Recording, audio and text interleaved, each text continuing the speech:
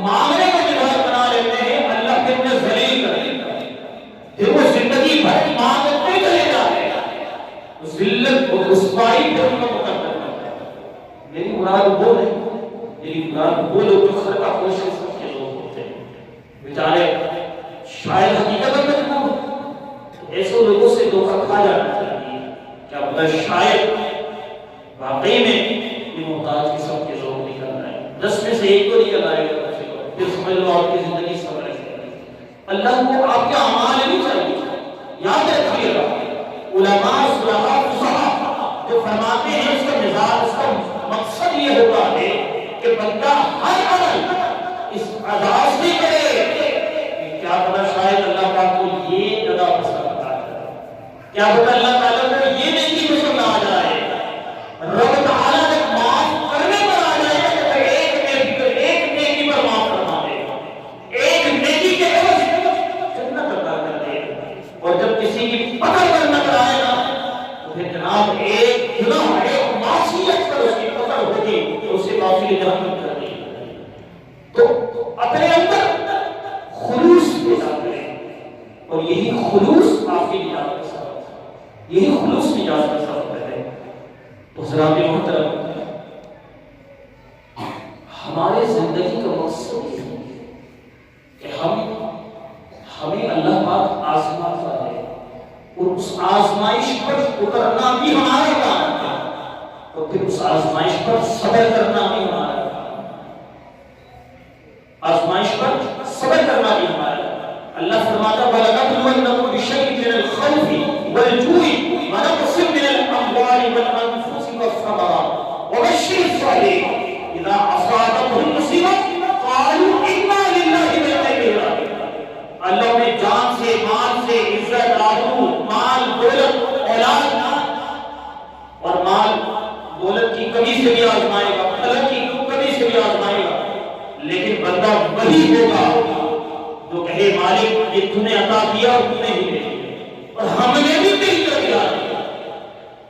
وبشر الصابرین، اللہ فرماتا ہے وہ خوشخبری ہوگی، کامیابی ہوگی جو صبر کرتے ہیں، جو صبر کرتے ہیں اور صبر کے دامن کو مضبوطی سے تھامے رکھتے ہیں، اور یہی بہترین اساس ہے۔ اور اولیاء کرام اور یہ انسان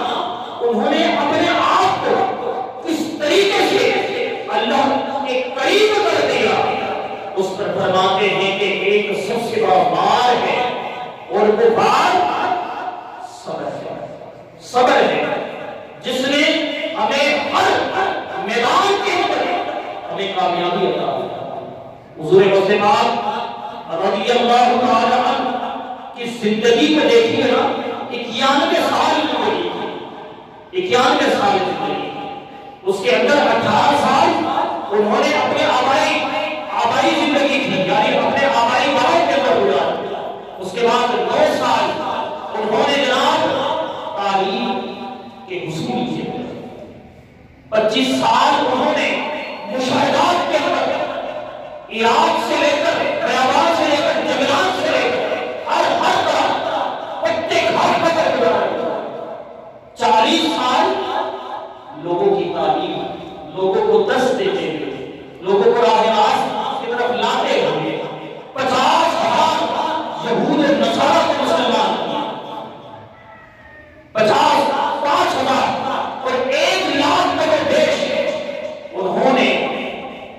جو جرائم پیش کر رہے، اس میں خود کے معنی میں بڑے بڑے ڈکیت تھے، سردار تھے، ان کو تعین کیا۔ آج دنیا یوں ہی مانتی ہوتی ہے، انہوں نے اپنی زندگی کے 3 حصے کر دیے، ایک حصہ لوگوں کی تعلیم کے لیے، ایک حصہ رب کی عبادت کے لیے، اور ایک حصہ حصول دین کے لیے۔ آپ دیکھیے نا، پورے ہفتے کے اندر 3 دن آپ کی نشست ہو چکی ہے، ایک دن جمعہ فجر کے بعد، اور پھر ہفتہ 6 دن میں پھر اتوار شام، پھر ہفتہ پیر منگل والے دن، منگل والے دن پھر فجر کے بعد، یعنی پورے ہفتے کے 7 دنوں میں 3 دن آپ جو ہے تربیت فرماتے تھے، اور جو آپ کی نشست ہوتی تھی نا، فرماتے کہ 70,000 لوگ ہوتے تھے، 70,000، اور یہ آپ کے آواز کی کرامت تھی کہ جو آپ کے قریب ہوگا جیسے سنتا، اور جو 70,000 کی آواز آخری ہوتی وہ نہیں سنتا۔ اس دور کے اندر کوئی لوڈ اسپیکر کا انتظام تو نہیں تھا۔ آج لوگ خصوصیات کو صرف یہ سمجھتے ہیں جناب کہ آپ جو ہے صرف تصوف اور ولی تھے، نہیں ایک مدرس بھی تھے، اور آپ کے درس تدریس سے متاثر ہو کر کئی مجاہد بنے، کئی محافظ ختم نبوت بنے، کئی ایسے بنے جو عاشق رسول بنے، کئی ایسے بنے جنہوں نے ہر جانب دین کو پھیلایا۔ آج لوگوں نے تصوف کو الگ کر دیا، طریقت کو الگ کر دیا، شریعت کو الگ کر دیا۔ لوگ سمجھتے ہیں صرف طریقت ہی سب کچھ ہے، طریقت کو مال میں ملاق مل رہی ہے، شریعت کو تو بند کر کے رکھ دیا، شریعت کو تو سمجھتے ہی نہیں ہے۔ اگر پیر صاحب داڑھی بناؤ کوئی مسئلہ نہیں، پیر صاحب اگر شریعت کو روکتا کوئی مسئلہ نہیں، پیر صاحب اگر اپنے نبوت پر کچھ نہ کرے کوئی مسئلہ نہیں، پیر صاحب اگر محافظ ختم نبوت کے لیے کچھ نہ کرے کوئی مسئلہ نہیں، پیر صاحب اگر حضور کے ناموس کے لیے نہ نکلے کوئی مسئلہ نہیں۔ حضرت امام مالک علیہ الرحمہ انہوں نے جیل بھی کاٹی ہے، انہوں نے اپنی زندگی کے ہر کوشش کو حضور کے ناموس کے لیے وقف کیا۔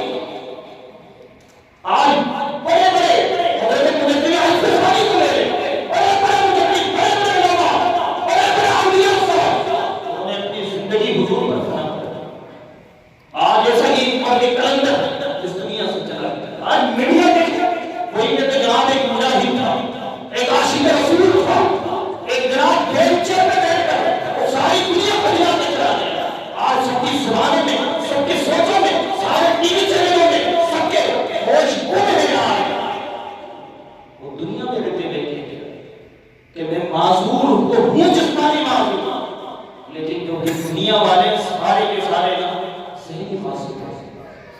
وہ بابا بیلچے پہ بیٹھ کر کہہ گیا آج جو میں معذور ہو کر کر رہا ہوں تاکہ لوگوں کو سبق ملے، رہتی دنیا کو سبق ملے کہ رب تعالیٰ اگر اپنے نبی کی حفاظت کرانا چاہے تو معذور سے نہیں کرا سکتا۔ تیرے والوں کی ضرورت نہیں ہے۔ اللہ پاک اگر کعبے کی حفاظت کرانا چاہے، ابراہیم اس کو گھوڑے سے لشکروں کو بنوانا چاہے تو ننھے ابابیل پرندہ کافی ہے، اور وہی کر کے دکھایا اس بندے نے کر کے دکھایا کہ آج اگر کہیں کسی ملک کی صبح خطے کے اندر اگر کوئی نبی کی ذات پر انگلی اٹھائے گا تو بندہ معذور نہیں ہو تو میرا اسے چھو لے گا۔ عام سی بات کہ پورے تاریخ کے اندر یہ دوسرا پہلا زمانہ نکلا کہ ایک امام احمد بن حنبل کا زمانہ نکلا تھا، آج ایک عاشق رسول کا زمانہ۔ دنیا نے دیکھا کہاں کہاں سے لوگ ہیں، آج وہ اپنے چینلوں پر چڑھانے میں مجبور ہو گئے جسے کہتے ہیں دہشت گرد عاشق رسول۔ یہی تو بتانا چاہتا ہوں کہ میری ذات کچھ نہیں ہے، مجھے تو میرے رب نے چن لیا اپنے نبی کے لیے، یہی بڑی بات ہے۔ اور یہ نہیں یہی کہنا چاہوں ہر عمل کو کس طرح سے کرے، یہ کیا بتا رب تعالیٰ کو یہ بھائی گھر میں بیٹھ کر دین سنانا، ممبر محراب پہ بیٹھ کر دین سنانا یہ آسان کام ہے۔ مشکل کام تو یہ ہے کہ تپتی ہوئی جناب سب بڑی سردی ہو، سب ہوا چل رہی ہو، اپنے زبان کے پر بیٹھ کر حضور کے نام کا بیان کرنا، حضور کے ناموں سے دینا دینا نہیں کرنا۔ اب تو صرف انسان سے بولنے والے لوگ وہ میدان عمل میں آ کر دکھایا کہ جناب محبت کسے کہتے ہیں۔ پھر مجھے بے ساختہ وہ بات یاد آتی ہے جب امیہ بن خلف بلال حبشی کو مارتا تھا نا، گھوڑے پر اٹھاتا تھا، وہ نبی کا نام اور لیتا، وہ اور مارتا اور